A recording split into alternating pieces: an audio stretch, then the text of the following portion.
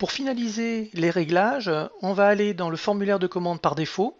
Quel est l'intérêt de paramétrer le formulaire de commande par défaut? C'est tout simplement qu'à chaque fois que vous allez créer un produit, ce formulaire sera pris en compte et toutes les informations que vous allez y rentrer sera pris en compte. Première chose que vous faites, c'est que vous allez dans le thème. Dans le thème, vous allez indiquer si vous voulez mettre le header ou non. Pour ma part, c'est oui. Et vous voyez que j'ai un visuel. J'ai tout simplement sélectionné une image pour l'informer ici. Si vous n'en avez pas pour le moment, vous cliquez sur transférer une nouvelle image. Vous allez la chercher sur votre ordinateur et vous la ramenez à cet endroit. Et ainsi, vous pourrez faire en sorte d'avoir ces informations-là. Deuxième information que vous allez pouvoir paramétrer au niveau du thème, c'est est-ce que vous voulez un visuel sous cette forme-là avec deux colonnes ou une seule colonne. Je préfère avoir les deux colonnes. Maintenant, c'est mon goût à moi, ce n'est peut-être pas le vôtre.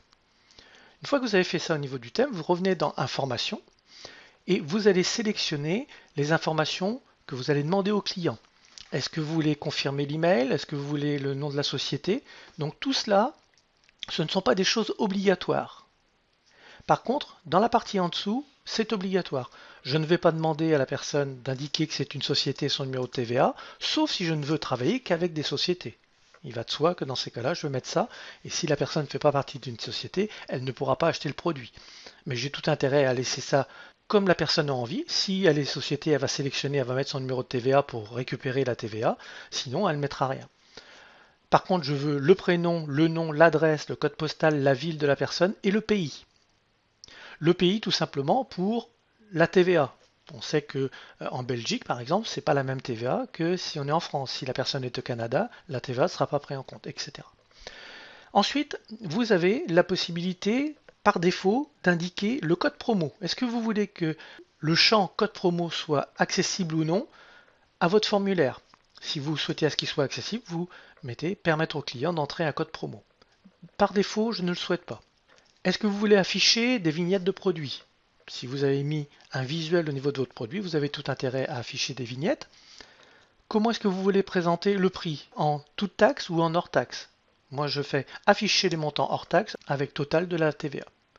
La partie en dessous, je ne touche pas. Une fois qu'on a fait cette information, on enregistre. Maintenant que j'ai enregistré, je vais aller dans les modes de paiement. Et là, je vais sélectionner par défaut les modes de paiement. Pour moi, c'est PayPal. Après, suivant les produits, je vais sélectionner Stripe, chèque, virement. Pareil, une fois que j'ai fait ça, j'enregistre. Les CGV, vous avez trois possibilités. Vous n'en avez pas, c'est un tort. Vous en avez, c'est en externe. Vous voyez que ici, moi j'ai un lien externe, donc qui renvoie vers une page qui se trouve sur vidéo tutoriel. Et vous pouvez rédiger le contenu, c'est-à-dire à cet endroit, vous indiquez toutes les informations.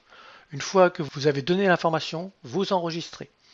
Mode d'expédition, on s'en fiche, sauf si vous envoyez du produit physique. Dans ces cas-là, vous allez sélectionner oui ou non. D'accord. Confirmation, vous voyez l'information qui est donnée, votre paiement vient d'être enregistré, donc cela vous pouvez le modifier si vous le souhaitez. Vous pouvez aussi rediriger vers la page suivante. Option avancée, là on ne va rien mettre, on le fera par rapport au produit. Une fois que vous avez fait tout cela, vous réenregistrez pour être sûr que toutes les informations sont bien prises en compte.